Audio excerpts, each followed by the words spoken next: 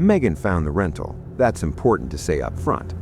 I would have booked something closer to the city, somewhere with restaurants nearby, a pool, options. Megan wanted the opposite. She'd been talking for months about a trip where we genuinely disconnected. No work emails, no social media, no signal, just the two of us and whatever was outside the window. When she sent me the listing for the lake house outside Gainesville, I looked at the photos: pine trees, dark water, a wood porch facing nothing but nature, and said yes before I checked the price. We drove up on a Saturday morning with enough groceries for a week and no real plan. The house sat at the end of a dirt road, 8 minutes off the main highway. No other houses visible. Tree line on 3 sides, lake on the 4th. Dark water, glassy and still, ringed by cypress draped in Spanish moss. Nearest town, 20 minutes back. My phone lost signal a mile before the turnoff and never came back. Megan looked at me when we pulled up and said, "Perfect." First 2 days genuinely were. We slept late, cooked real meals, sat on the porch watching the sun go down over the water, read books, talked the way you only talk when there's no screen to reach for. I remembered why I wanted to be with her. Third night is when it started. I was deep asleep when Megan shook me awake. She was sitting up with her hand on my arm, head turned toward the window. She said quietly, "Do you hear that?" I listened. Crickets, frogs near the water, wind through the pines. Then, underneath it all, crying. A child crying. Soft, intermittent, coming from somewhere near the tree line. It lasted maybe 30 seconds, then faded back into the night sounds. I went out with a flashlight, swept the tree line, called out. Nothing. I told Megan it was probably a fox.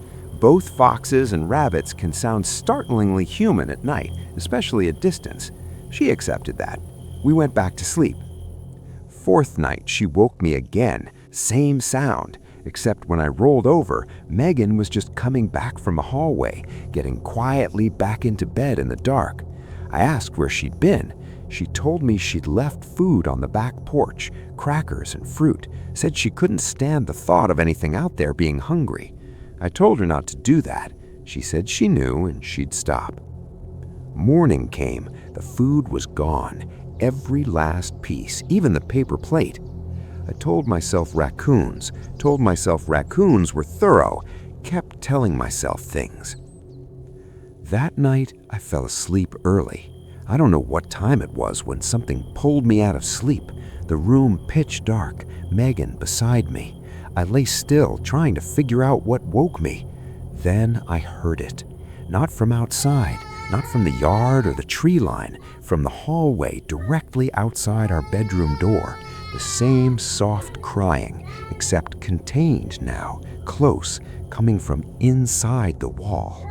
Megan grabbed my arm the second I sat up. She heard it too. I opened the bedroom door and stood in the hallway. The crying stopped immediately. I pressed my ear to the wall at intervals, walked the full length of the hall. Nothing. Checked every room. Empty. Came back to bed and told Megan it was acoustics, sound traveling through the structure from outside. Neither of us believed it. Neither of us slept much after that. Next morning, I went through the house more carefully. In the back bedroom, the one we weren't using, there was a heavy shelving unit against the far wall. I almost didn't look twice at it, but the left side wasn't flush against the wall, small gap, and at the baseboard, a seam running floor to ceiling. I moved the unit. Behind it, a low access panel latched from the outside. I crouched down and opened it. The smell hit me first. Warm, close, human. The smell of a small space lived in for a long time. I put my flashlight inside. A crawl space, 4 feet wide, running behind the back wall and covering every inch of the walls, floor to ceiling, layered over each other. Children's drawings, hundreds of them. Crayon, marker, pencil, houses, trees, stick figures, some faded and curling at the edges, some with colors still bright. On the floor, a nest of blankets, flattened in the center from repeated use. A stuffed rabbit, gray and worn, one button eye missing, sitting at the edge. I pressed my palm to the blankets. Still warm. I pulled my hand back and sat there on the floor of that bedroom for a long moment. Then I heard the back porch door open. I moved fast down the hallway. Megan was standing at the open back door, looking out at the porch. On the railing, sitting completely still, was a child. Small, maybe 6 or 7. Bare feet, dirty clothes too light for the night air. Dark hair. Looking directly at Megan. Not at me, at Megan. The child didn't run when I appeared, just kept watching Megan with an expression I couldn't read. Not afraid, not aggressive, just watching. Like this moment had already been anticipated, like they'd been waiting for it. Then the child looked past Megan at me and slid off the railing and dropped into the dark yard and was gone before I could move. Just gone. Yard empty, tree line still. We left that night, drove to town, checked into a motel, called the police from the parking lot. Officers went out to the property, found the crawl space, found the drawings, the blankets, the rabbit, searched the property and tree line. They did not find the child. A search was conducted over the following 2 days. I followed what I could from Jacksonville. Nobody ever called us back after the initial report. What I know is this. That child had been there the entire time, living behind the walls while we cooked dinner and read books and watched sunsets, crying outside until Megan started leaving food, moving through that crawl space while we slept 20 feet away. And when Megan opened that back door, she told me later she hadn't heard anything. Nothing made her do it. She just felt like she should. I thought about that a lot.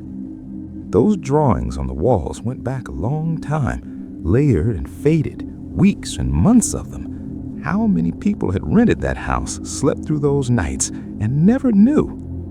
Megan still talks about the way that child looked at her. Not with fear, not with hunger, with the expression of someone who had been waiting a very long time for someone to finally leave the food on. If you heard a child crying outside a rental in the middle of nowhere, would you go outside or lock the door? Drop your thoughts below. Don't forget to hit like, subscribe, and share this with someone.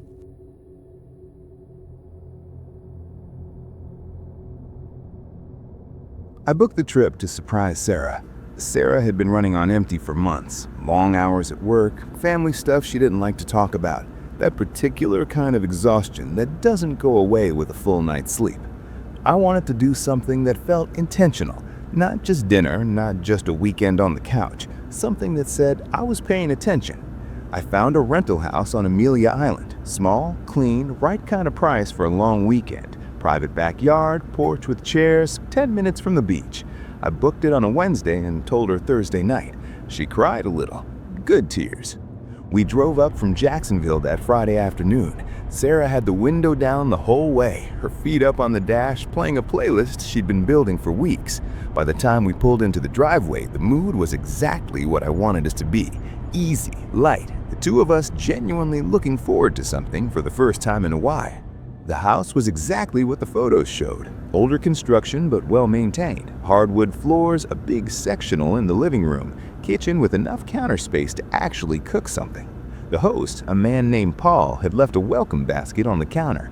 Bottle of wine, some local snacks, a handwritten card that said, "Enjoy your stay. Don't hesitate to reach out." Sarah read the card and smiled and said it felt like a real vacation. I opened the wine. We spent that first evening exactly the way you're supposed to spend the first evening of a trip like that. Cooked dinner together, drank too much wine, sat on the back porch listening to the crickets until it got too humid and we went inside. We were in bed by midnight and asleep not long after. Saturday was perfect. Beach in the morning, lunch at a place in town that had grouper sandwiches and sweet tea. A long, slow afternoon back at the house where we did absolutely nothing and felt good about it. Sarah fell asleep reading on the sectional and I sat across from her just feeling, for the first time in a long time, like things were okay. It was Sunday morning when I found the first thing. Sarah was in the shower. I went into the bathroom to grab my phone charger off the counter, and that's when I saw it. written in the condensation on the mirror above the sink. Our names, not initials, full names, Ryan and Sarah. Letters maybe 2 inches tall, finger drawn, deliberate. I stood there staring at it. My immediate automatic first thought was that Sarah had written it. Some romantic gesture, something playful. I almost smiled. Then I thought about the timeline. The mirror wasn't fogged when it walked in. The shower had just started running. The condensation had built up in the last 60 seconds. Sarah had been in the shower this whole time. She hadn't touched the mirror. I looked at the letters again. Neat, unhurried, someone who took their time. I wiped it off with my forearm before Sarah finished her shower. I didn't say anything. I told myself there was an explanation. Old condensation revealing something written days ago by a previous guest. Some trick of the glass, something I wasn't thinking of. I talked myself down from it completely by the time we sat down for breakfast. Then, after breakfast, Sarah asked me to help her find her sunglasses, and we both got on our knees looking under the kitchen table. Under the table, taped to the underside of the tabletop, was a photograph, printed on standard copy paper, slightly creased, a photo of us, 2 of us. I recognized it immediately. It was from Sarah's Instagram, a picture a friend had taken of us at a rooftop bar in Jacksonville about 2 months earlier. In the photo, we were laughing, her head tilted toward my shoulder, the city behind us. A normal photo, a happy photo. Someone had printed it, brought it into this house, and taped it under the kitchen table before we arrived. Sarah saw it at the same time I did. I watched her face go from confused to something I hadn't seen on her before, a particular kind of fear that's very quiet, the kind that doesn't scream. She pulled it off the table slowly and held it, and neither of us said anything for a second. Then she said very calmly, "Ryan, who did this?" I didn't have an answer. I took the photo from her and turned it over, nothing on the back. I pulled my phone out and messaged Paul through the platform, kept it neutral, just said we'd found something in the house that seemed unusual and wanted to talk through it. Message sent. Double blue ticks almost immediately. No reply. I tried calling the number listed on the booking. It rang 4 times and went to voicemail, a generic automated voicemail, no name, no personal greeting. I left a message. Sarah and I went through the house together after that, not frantically, methodically, room by room. I don't know exactly what we were looking for. Evidence of something, proof of something, anything that would make the photograph feel less deliberate. We didn't find anything in the bedrooms or the living room. In the second bathroom, behind the door on a hook, we found a single key on a plain metal ring that didn't belong to us and hadn't been mentioned in the check-in instructions. Then Sarah found the notepad. It was by the landline phone on the kitchen counter, one of those old spiral notepads that rentals always seem to have, the kind that's been there for 10 years and gets used for grocery lists and phone numbers. She flipped it open and the top page had writing on it, a list. Our names at the top. Below that, my car, make, model, color, license plate number, my license plate. Below that, our home address in Jacksonville. Below that, Sarah's workplace, written out in full, including the floor number of her office. Sarah put the notepad down on the counter very carefully and looked at me and said, "We need to leave." She was right. She was completely right. But I stood there for another moment because something had caught my eye through the kitchen window. The backyard, the porch, the tree line beyond the fence.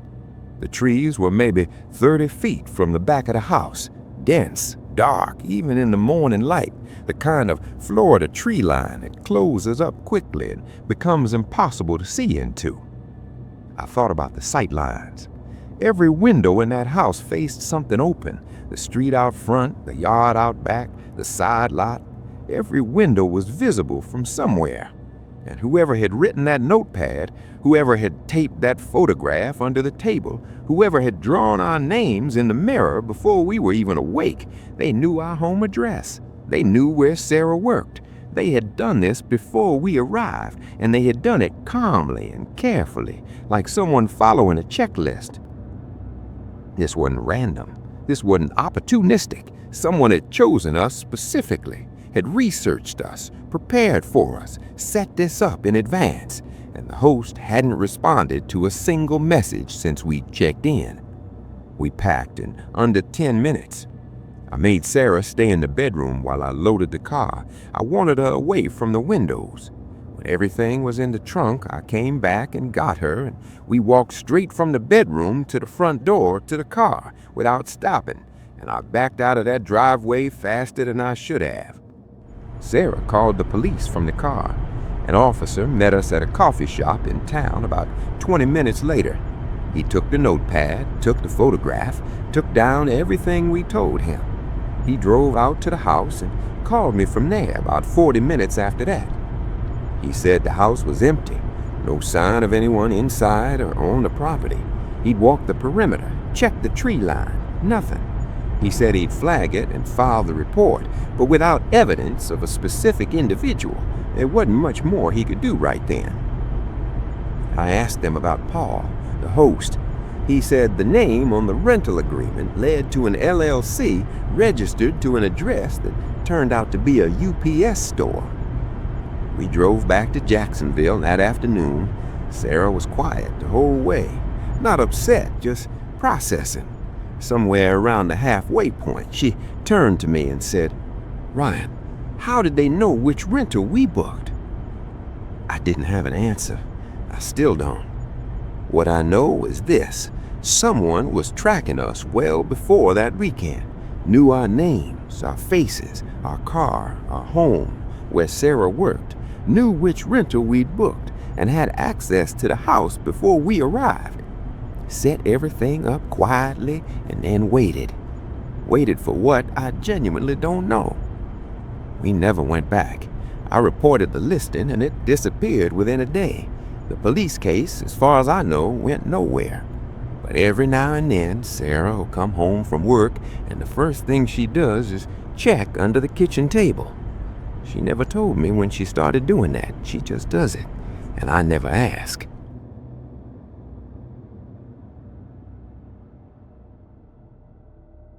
I almost didn't take the rental. The price was what got me. 14 nights in Kissimmee for less than what I'd pay for 4 nights anywhere else in Central Florida. The listing had decent photos, solid reviews, nothing that screamed problem. Small ranch-style house, single-story, tan exterior, the kind of place that looks exactly like every other house on the block. Host name was listed as Dale. Response time under an hour, verified profile, 4.7 stars. I booked it on a Tuesday and drove down from Atlanta that Friday. I'll be honest about where I was mentally. The previous 2 months had been rough. Lost a job I'd held for 6 years, a relationship fell apart 3 weeks after that, and I'd been sleeping on an air mattress in my buddy Marcus's spare bedroom longer than either of us was comfortable with. I didn't need a vacation. I needed to disappear somewhere warm for 2 weeks and figure out what came next. I got to Kissimmee around 7 in the evening. Quiet neighborhood, retirees mostly. Well-kept lawns, sprinklers on timers. Dale had left the key in a lockbox by the front door. Code worked first try. The house smelled like old carpet and recycled air. That specific smell older Florida houses never fully lose. But it was clean. Fresh towels, dishes in the cabinet, a handwritten note on the kitchen table. Hope you enjoy your stay, Dale. I ordered pizza, watched TV, went to bed by 11. First night was completely normal. Second morning is where it started. I was waiting on coffee when I noticed the second bedroom door was open. Not wide, just ajar, 4 or 5 inches. I hadn't touched it. I told myself I must have bumped it in the dark, pulled it shut and went back to my cup. That afternoon, out of habit, I decided to rotate the mattress in the master bedroom, something my dad always did. I pulled the sheets off, grabbed the edge, and flipped it. There was a journal underneath. Standard black and white composition notebook, no name on the cover. I almost set it aside without opening it, but something made me flip the cover. The first thing I saw was a date, 3 weeks ago. I sat down on the bare mattress and started reading. The first few entries were ordinary. A man, he never gave his name, had rented the same house for work. Construction project nearby running long. He wrote about the heat, a Cuban place down the road, missing home. Normal stuff. Then around the 6th entry, the tone shifted. He started hearing sounds from the attic at night. Wrote it off as the house settling, maybe raccoons. Said he mentioned it to Dale, and Dale told him he'd handle it. Fine, normal enough. 2 entries later, he described the sounds differently. Said they weren't random. They moved, starting above the living room, crossing slowly toward the hallway, and going quiet directly above his bed. He wrote, and I remember this almost word for word, "It stops right above me every single night, like it knows exactly where I am." I put the journal down and looked at the ceiling. I picked it back up. The next entry mentioned a door in the hallway, narrow utility closet near the back of the house. He said he'd tried to open it a couple days in and found it locked, assumed it was storage Dale kept off limits, normal for a rental. But then he wrote what bothered him.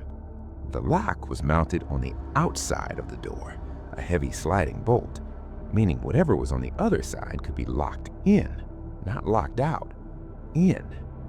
I set the journal down, walked to the hallway. The door was exactly where he described it. Same heavy bolts on the outside. I slid it back and opened it. Water heater, cardboard boxes, a mop. Nothing alarming. I closed it and went back to reading. The second to last entry hit differently. Dale had shown up unannounced. No call, no text, just a knock at 10 at night. Said he was there to check the attic. Brought a ladder, went up through the ceiling hatch, was up there nearly 20 minutes, came down and said it was probably squirrels, then left. But the guest wrote something at the end of that entry that stuck with me. He said Dale kept glancing toward the bedroom door on his way out, not casually, deliberately, like he was checking on something, like he was making sure of something. Then the last entry. 3 paragraphs in, mid-sentence, the pen dragged at the end of the last word like his hand kept moving while his attention snapped somewhere else, and he never came back to finish it. I closed the notebook, sat there doing the math. The listing had gone back up 3 weeks ago. This man was here 3 weeks ago. His last entry was 3 weeks ago. I looked at the attic hatch in the hallway ceiling. I grabbed a kitchen chair, positioned it under the hatch, and pushed the panel open. Heat and dust and the smell of old wood rolled out. I held my phone up and turned on the flashlight. Insulation, old paint cans, exposed beams, and footprints.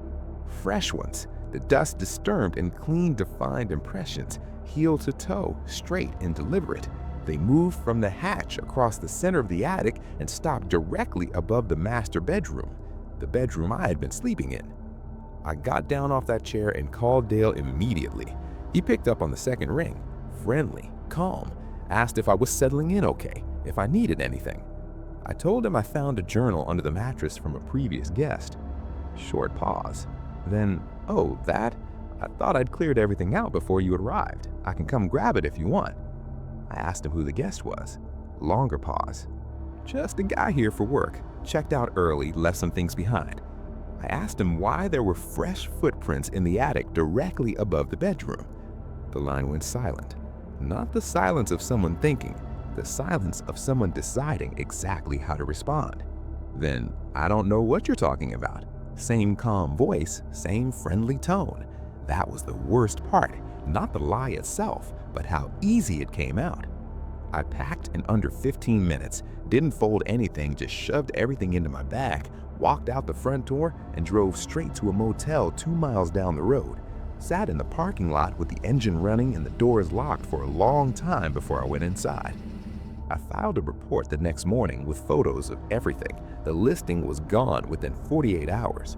I never found out who the man was who rented that house before me. Never found out why his journal ended mid-sentence. Never found out what Dale was doing in that attic or whether those footprints were his at all. What I do know is I almost didn't take that rental. The price was what got me, and I think whoever posted that listing at that price knew exactly what kind of person they were looking for. Someone desperate enough, distracted enough not to ask too many questions too soon. I was that person. I just got lucky and found that journal first. If you found something hidden in a rental, a journal, a note, anything left behind, what would you do? Drop your thoughts below.